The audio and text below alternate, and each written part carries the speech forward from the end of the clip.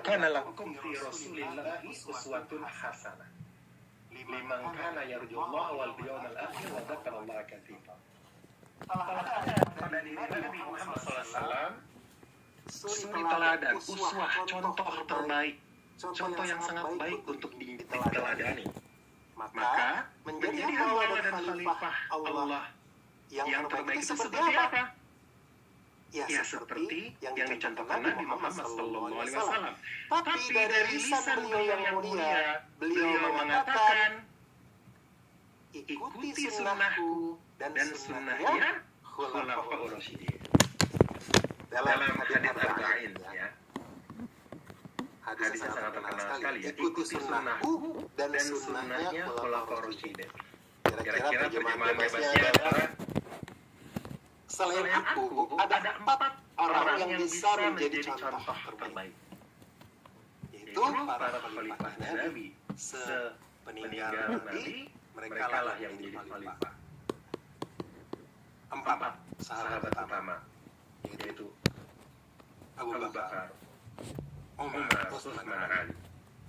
Jadi siapa role model kita? Kita mau menjadi hamba, kita mau menjadi khalifah. Kalau ditanyakan khalifahnya yang seperti siapa? Seperti Abu Bakar, seperti Umar, seperti Ali, atau seperti Utsman? Maka alhamdulillah, ini yang membuat saya secara pribadi sangat bersemangat mendakwakan Steven. Karena ketika saya mendakwakan Steven, sesungguhnya saya sedang mendakwakan Al-Quran. Jadi jangan ragu-ragu teman-teman semua, khususnya sahabat-sahabat yang muslim, ya. Dan teman-teman yang non-muslim silakan menyesuaikan ya, dengan kepercayaannya. Jadi di dalam mendakwahkan Steven ini sebetulnya kita sedang mengajarkan, ya, menyampaikan sebuah informasi yang sangat penting. Karena psikologi, ya, ilmu tentang kejiwaan itu digunakan dalam seluruh aspek kehidupan. Dan yang menarik, Steven tidak bicara hanya psikologi, tapi Steven juga bicara tentang biologi.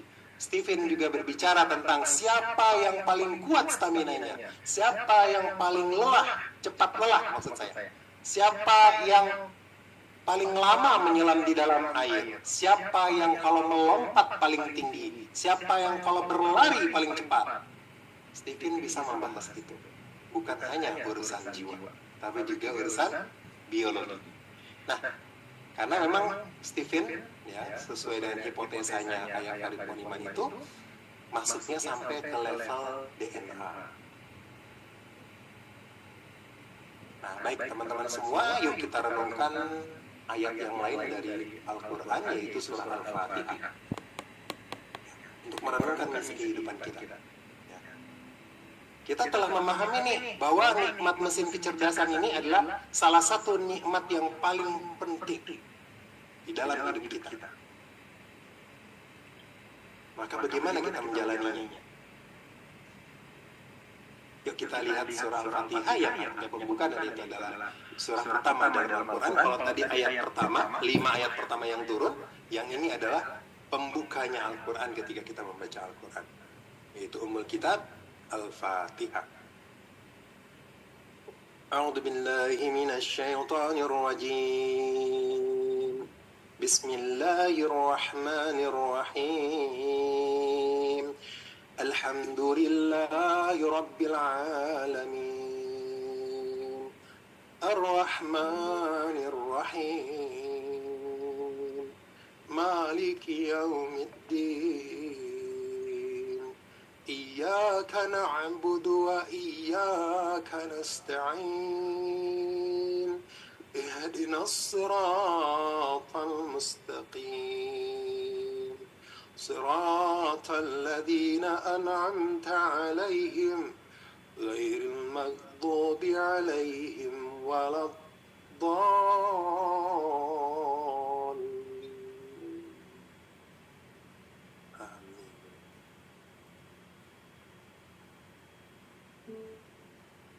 Dengan menyebut nama Allah yang Maha Pengasih lagi Maha Penyayang. Segala puji bagi Allah, Rabb semesta alam. Di awal Al-Fatihah kita memuji Allah atas segala nikmat yang diberikan kepada kita, termasuk nikmat mesin kecerdasan. Ar-Rahmanir Rahim. Kita merasakan bahwa ini adalah kasih sayang Allah. Bahwa nikmat mesin kecerdasan ini adalah bagian dari kasih sayang Allah yang terbesar untuk kita. Setelah itu kita diajak untuk merenung Maliki Yaumiddin. Maka nikmat Allah ini kita bawa mulai dari akhirnya. Maliki Yaumiddin artinya sang penguasa hari pembalasan. Artinya kita harus ingat bahwa nikmat ini akan ditanyakan, akan dipertanggungjawabkan di yaumil akhir kelak. Tsumma latus'alunna yauma idzin 'anin na'im. Sungguh semua nikmat nanti akan ditanyakan di hari akhirat nanti. Mulailah dari akhir. Bahwa di akhirat nanti kita akan ditanya oleh Allah, apa yang telah engkau lakukan? Bagaimana engkau memanfaatkan nikmatku?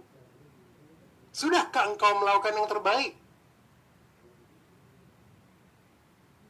Maka kita mengaku kepada Allah, Iyyaka na'budu wa iyyaka nasta'in. Hanya kepada Engkau ya Allah aku menghamba. Hanya kepada Engkau ya Allah aku berserah. Aku memanfaatkan semua nikmat yang telah Engkau berikan kepadaku.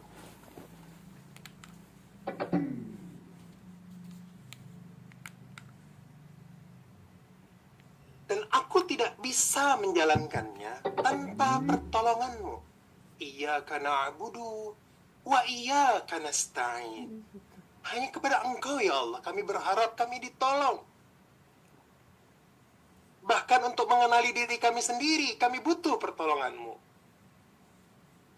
Apalagi untuk menjalaninya. Maka di situ kita mengaku menghambakan diri totalitas kepada Allah. Iyyaka na'budu wa iyyaka nasta'in. Lalu kita meminta kepada Allah, Ihdina. Ya Allah, bimbing kami ya Allah, tuntun kami ya Allah, berikan kami hidayah ya Allah, agar kami paham apa yang seharusnya kami lakukan di dunia ini. Apa peranan terpenting yang harus kami lakukan di dalam hidup ini. Apa prestasi terbaik yang harusnya kami ciptakan sebelum Engkau memanggil kami, sebelum hamba menghadapmu ya Allah. Ihdinas siratal mustaqim, siratal ladzina an'amta 'alaihim, sebagaimana jalan-jalan orang-orang yang telah sukses mulia sebelumnya. Sukses mulia penuh keberkahan darimu ya Allah. Siratal ladzina an'amta 'alaihim, yang telah Engkau berikan nikmat dan mereka sukses mulia.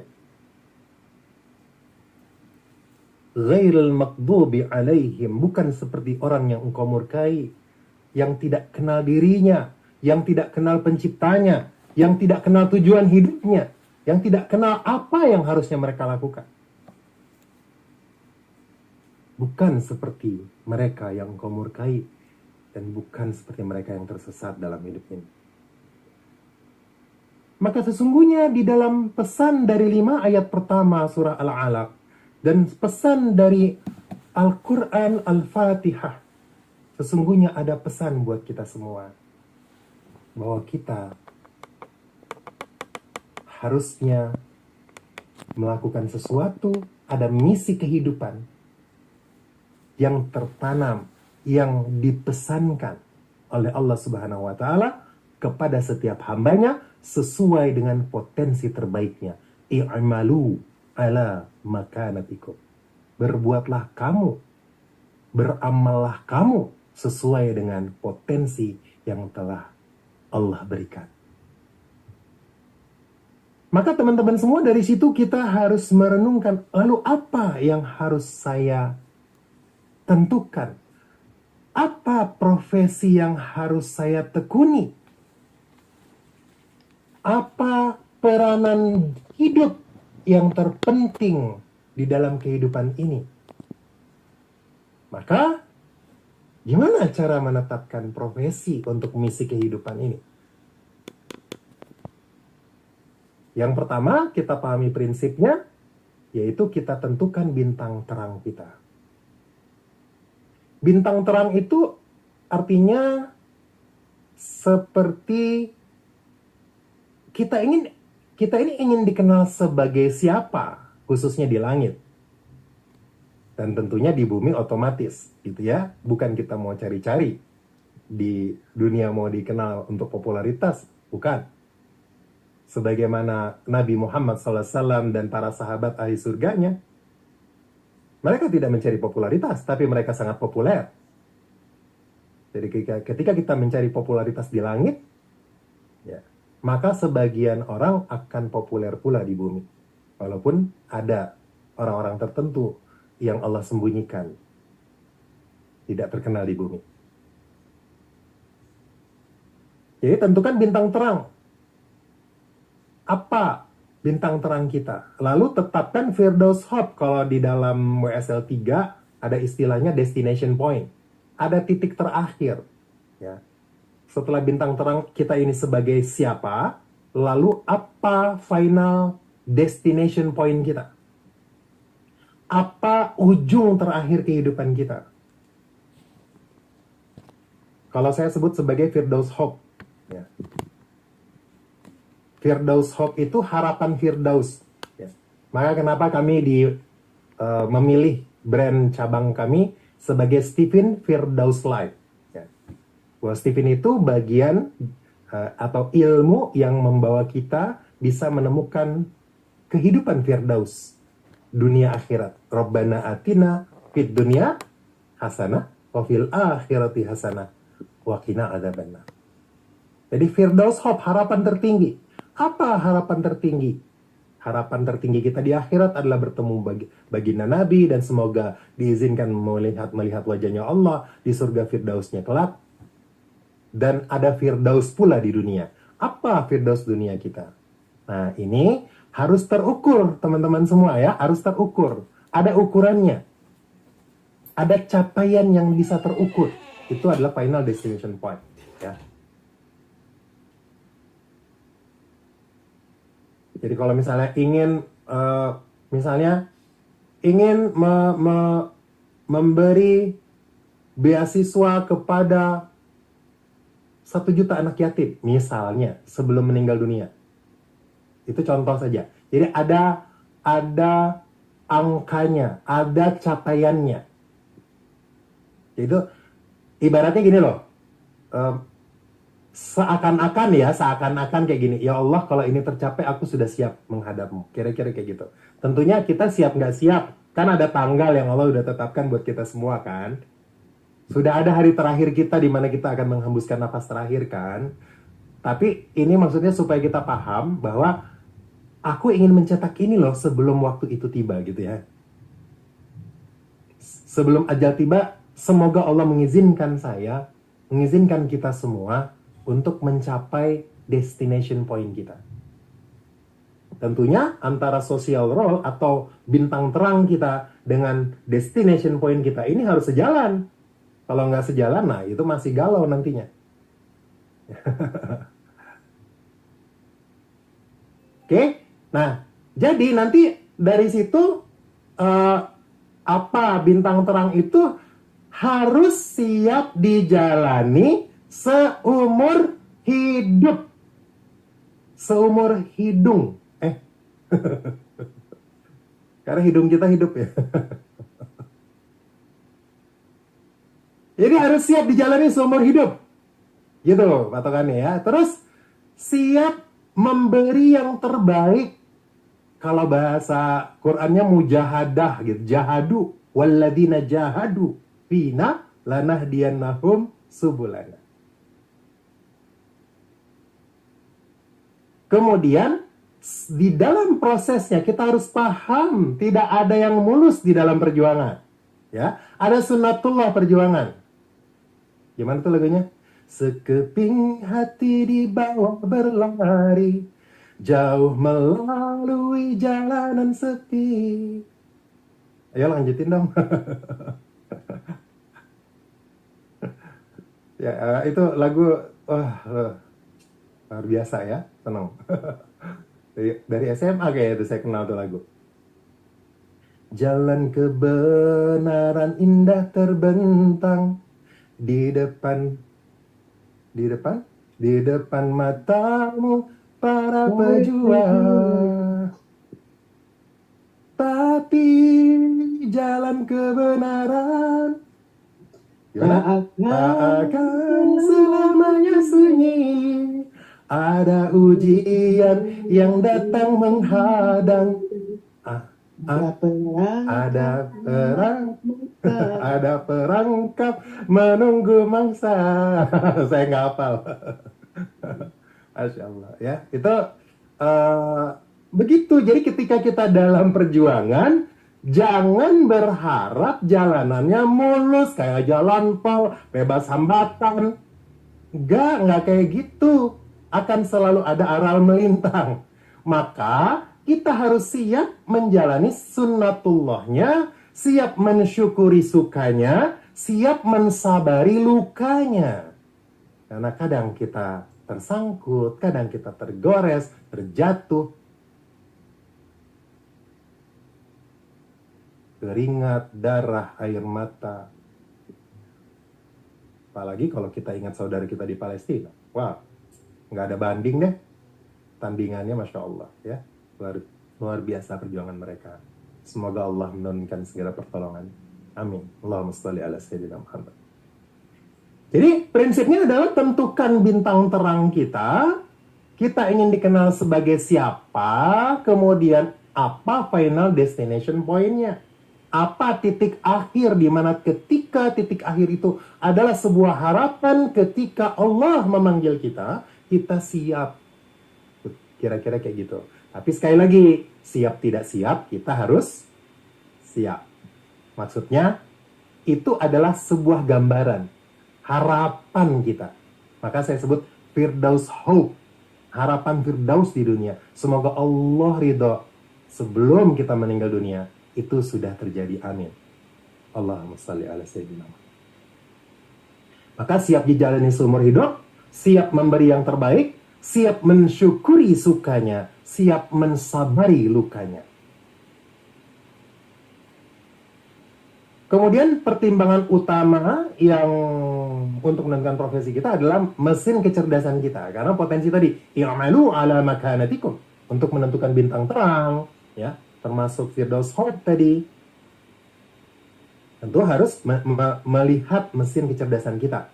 Walaupun mungkin ada yang sedikit karena ada perjalanan tertentu sehingga ada sedikit menyeberang dari mesin kecerdasan. Nah, ini ada ilmunya di WSL 2 ya. Itu masih fine saja ya. Tapi tentunya tidak bisa saya jabarkan secara totalitas di sini karena waktu kita tidak banyak. Nanti yang berminat dalami WSL 2. Workshop Stephen level 2 maksud saya. Kemudian selain mesin kecerdasan, sensing, thinking, intuiting, feeling, insting, maka yang kita perlu kita renungkan adalah panggilan jiwa, ya. Apa sih yang kira-kira gitu? Panggilan jiwa itu gini. Yang tadi kan siap dijalani seumur hidup, siap dijalani suka dan dukanya, kan gitu ya. Kira-kira apa ya yang saya siap jalani seumur hidup? Nggak akan saya ganti-ganti. Dan saya siap menjalani proses menikmati sukanya dan mensabari luka dan dukanya. Apa ya kira-kira yang saya siap? Saya siap ibaratnya habis-habisan untuk itu. Paham ya sampai situ ya insya Allah? Oke. Nah itu namanya panggilan jiwa. Kemudian renungkan juga aset yang ada. Aset yang ada itu apa harta yang kita punya? Termasuk warisan dari orang tua, itu namanya aset. Ya. Atau mungkin ada wakaf dari seseorang yang baik hati mewakafkan tanah misalnya yang kita amanahkan untuk mengelola wakaf tersebut misalnya. Kemudian juga mempertimbangkan perjalanan amanah sejak kita lahir sampai sekarang. Apa saja amanah-amanah yang pernah hadir di dalam kehidupan kita. Ya, ini ikhtiarnya ya, ikhtiar untuk menentukan. Tetap kita minta bimbingan sama Allah. Tapi ini otak kita berpikir. Ya. Kemudian perjalanan ilmu, apa saja ilmu yang Allah perjalankan untuk kita kuasai. Jadi bukan sekedar belajar, tapi cukup expert di bidang itu.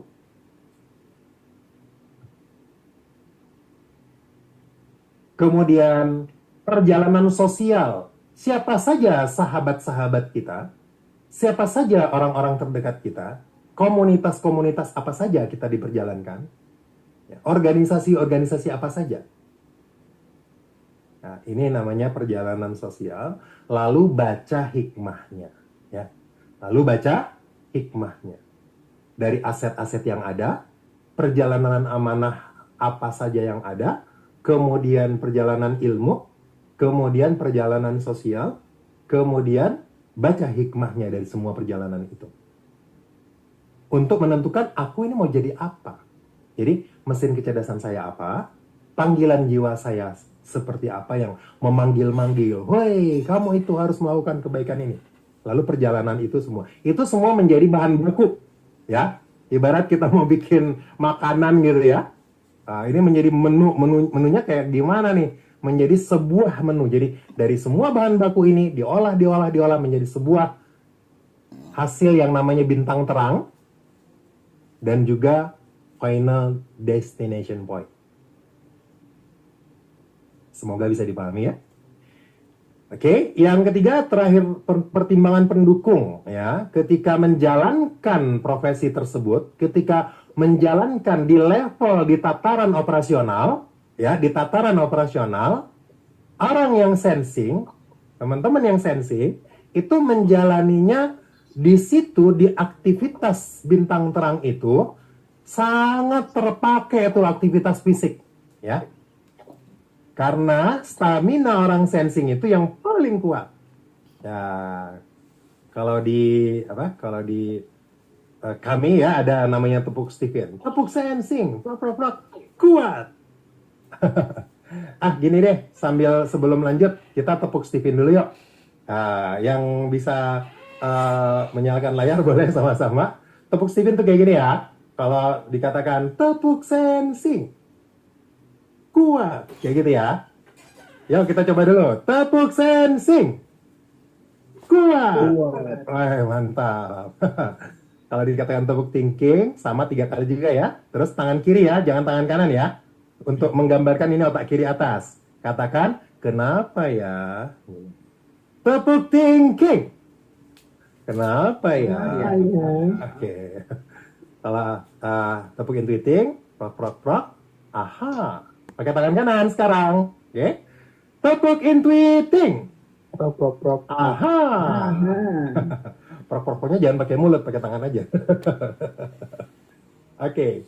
Tepuk feeling ya. Tepuk feeling. I love you. Kita coba ya. Tepuk feeling. I love you. Kemudian tepuk insting. Amin. Siap. Tepuk insting. Amin. Kalian yang paling banyak berdoa ya, paling banyak komunikasi sama Allah. Oke, sekarang saya katakan tepuk Stephen dari awal sampai akhir berirama. Oke, siap ya? Tepuk Stephen. Kuat. Kenapa ya? Apa ya? Aha. I love you. Amin. Ya, tepuk tangan buat kita semua. Oke, semuanya lulus. Baik, kita lanjut teman-teman. Pertimbangan pendukung. Sensing yang fisiknya bergerak, ya, yang nanti bisa berujung kaya harta, cuannya banyak, ya. Kemudian orang thinking itu yang di mana ketika dia melakukan aktivitas itu, dia menjaga sistem, dia membuat sistem, dia awasi sampai dia menciptakan sistem yang terbaik sampai menciptakan output, ya, output yang standar, quality controlnya bagus. Kalau intuiting adalah yang memiliki ruang kreativitas, ya, dia bisa berinovasi tanpa henti, bisa terus memunculkan ide-ide, terobosan-terobosan baru. Yang berujung nantinya, kalau yang thinking ujungnya jadi kaya amanah, amanahnya makin luas, makin tinggi. Kemudian untuk yang intuiting, kaya karya cipta. Jadi di mana dia berada nanti, dia memiliki ide-ide dan terobosan-terobosan baru yang membantu di mana dia berada untuk semakin membaik lingkungannya, ya. Di mana tempat dia berada. Kemudian feeling yang lisannya berpengaruh, ya. Sehingga dengan pengaruh dari situ dia akan memiliki pasukan dan kader yang banyak. Nah, kalau insting dia yang secara aktivitas dia bisa melayani dan akhirnya dia bisa mengkayakan 4MK, ya. Dia membantu sensing hartanya tambah banyak, cuannya, ya. Dia membantu thinking supaya amanahnya makin tinggi atau makin luas. Dia membantu intuiting supaya ide-idenya terbumikan konkret. Ya, dia membantu feeling supaya tambah banyak pasukannya. Nah, itu luar biasanya insting, ya. Sebagaimana baginda Nabi Muhammad SAW yang mengkayakan 4MK, ya, Masya Allah. Nah, teman-teman semua, kemudian indikator sukses juga perlu dipertimbangkan. Tarif, jadi ada indikator-indikator sukses, apakah tarif, apakah prestasi, apakah laba, apakah rating atau gaji. Nah, itu menjadi pertimbangan, bukan pertimbangan tapi indikator sukses setelah kita menentukan, ya, apa yang kita tetapkan social role kita atau bintang terang kita dan juga final destination point kita. Itu ada ukuran-ukuran sukses secara berkala. Nah, yang terakhir, jika masih bingung, ya udah segera resit workshop Stephen level 2, atau yang belum, ayo ikut Stephen level 2, silakan hubungi teman-teman promotor atau cabang yang mengundang teman-teman masing-masing di sini, ya. Nah, silakan ikut di cabangnya masing-masing. Oke, kemudian atau juga bisa khusus sesi privat. Karena kalau WSL 2 kadang kan ada beberapa orang tuh, jadi waktunya nggak cukup juga. Jadi silakan juga sesi privat bersama para solver, silakan pilih solver mana yang dirasakan bisa membantu untuk menemukan bintang terang terbaik dari diri kita masing-masing dan juga final destination point-nya. Gitu. Oke. Nah, jadi terakhir saya tutup dengan jika ada godaan setelah menentukan social role, setelah menentukan peran sosial atau profesi kita, bintang terang kita, final destination point kita, jika ada godaan. Nah, ini ya.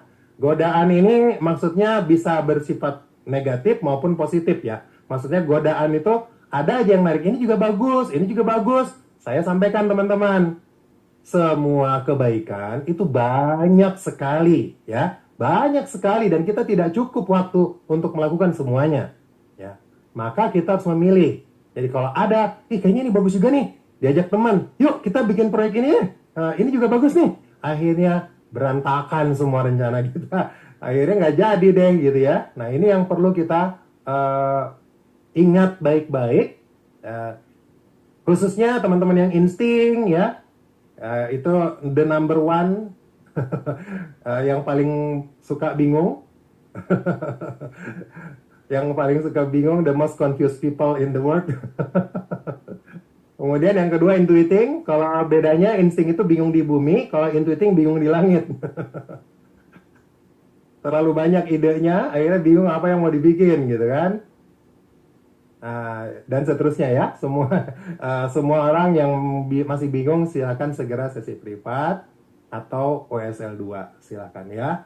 Nah, gimana caranya kalau misalnya sudah ada lalu masih ada godaan? Gini caranya, tetapkan yang udah ditetapkan itu diikat kuat-kuat, jangan diubah.